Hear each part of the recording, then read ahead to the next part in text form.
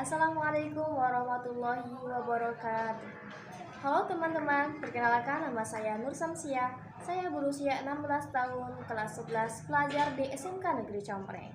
Di video ini saya akan menjelaskan tentang sistem dan dinamika demokrasi Pancasila. Bagi kalian yang ingin mengetahui apa itu demokrasi, simak video ini sampai habis. Sebelum kalian mengetahui apa itu sistem dan dinamika demokrasi Pancasila, kalian juga perlu mengetahui apa itu demokrasi. Demokrasi berasal dari bahasa Yunani, demos yang berarti rakyat dan kratos yang berarti pemerintahan. Jadi, arti demokrasi itu adalah pemerintahan rakyat. Maksudnya, sistem pemerintahan rakyat adalah sistem pemerintahan yang rakyatnya memegang peranan yang menentukan. Karena pemerintahan itu merupakan pemerintahan dari rakyat, oleh rakyat, untuk rakyat. Selanjutnya, mari kita masuk ke dalam materi. Sistem dan dinamika demokrasi Pancasila. Penerapan demokrasi di Indonesia.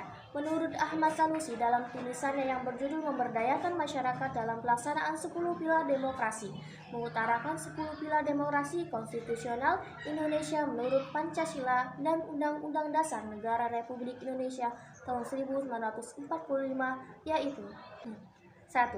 Demokrasi yang berketuhanan yang Maha Esa.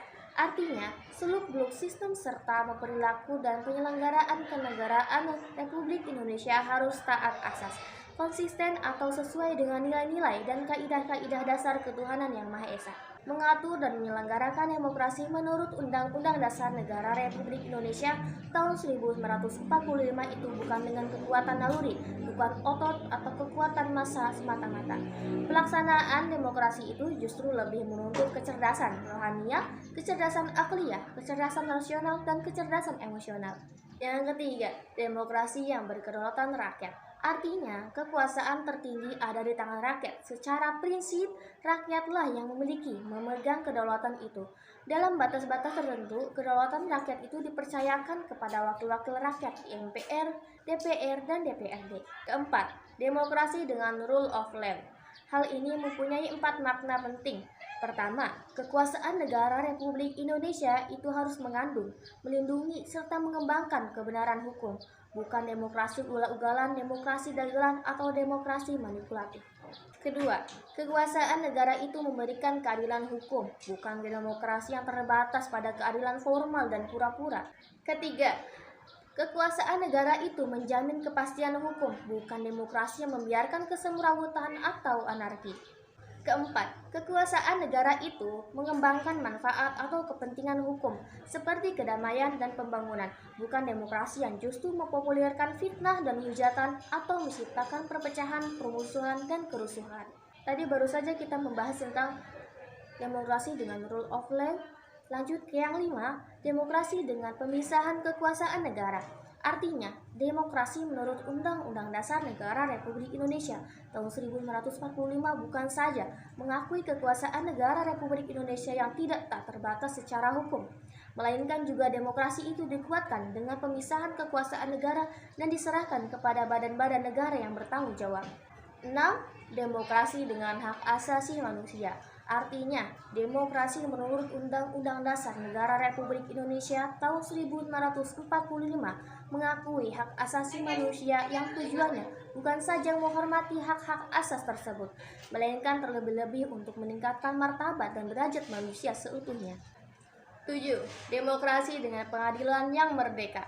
Artinya, demokrasi menurut Undang-Undang Dasar Negara Republik Indonesia tahun 1945 menghendaki diberlakukannya sistem pengadilan yang merdeka atau independen, yang memberi peluang seluas-luasnya kepada semua pihak yang berkepentingan untuk mencari dan menemukan hukum yang seadil-adilnya. 8. Demokrasi dengan otonomi daerah. Artinya, otonomi daerah merupakan pembatasan terhadap kekuasaan negara, khususnya kekuasaan legislatif dan eksekutif di tingkat pusat, dan lebih khusus lagi, pembatasan atas kekuasaan presiden. Undang-Undang Dasar Negara Republik Indonesia tahun 1945 secara jelas memerintahkan dibentuknya daerah-daerah otonom pada provinsi dan kabupaten atau kota.